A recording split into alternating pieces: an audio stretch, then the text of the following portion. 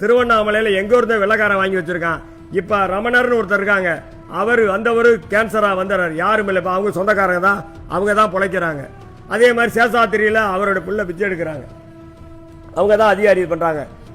அதே மாதிரி என்ன பேரு இவரு மூக்கு பிடிச்ச தரணும், அதுக்கு ஒரு செட்டு, இப்ப தொப்பியமான ஒரு செட்டு, அவங்கவுங்க போட்டு அவங்கவுங்க வசூல் பண்ணி செய்யறாங்களோ. உண்மையான பக்தி கிடையவே கிடையாது. யாரை அடிச்சு போட்டு யாரை சமாதி பண்ணணும்னு தான் நினைக்கிறாங்களோ ஒழிய இந்த நிலை மாறணும். சித்தர் புத்தர்னா என்ன தெரியுமா, எதுவுமே நமக்கு தேவையில்லை. எங்க போவோம் வரும்னு எங்களுக்கு தெரியாது, எங்க உயிர் போய் எங்களுக்கு தெரியாது. ஆனா சொல்றாரு, நேத்து அங்க இருந்தோம், இன்னைக்கு இங்க இருக்கோம். அருள்வாக்கெல்லாம் சொல்றாங்கல்ல, அருள்வாக்கு சித்தர்ன்றாங்க. அதெல்லாம் போய் அருள் நம்மளோட விட்டி பூச்சி மாதிரி போய் விழுகுறாங்க. விட்டி பூச்சி மாதிரி போய் விழுகிறனால நம்மளோட இதை பாத்துக்கிறாங்க. நம்மளுடைய வீக்னஸை பார்த்தோன்னே நம்ம முந்தி ஒரு கோடாய்க்காரன் குறிகாரன் போறான், அவன்கிட்ட போய் என்ன கேட்கணும் சொல்லுங்க.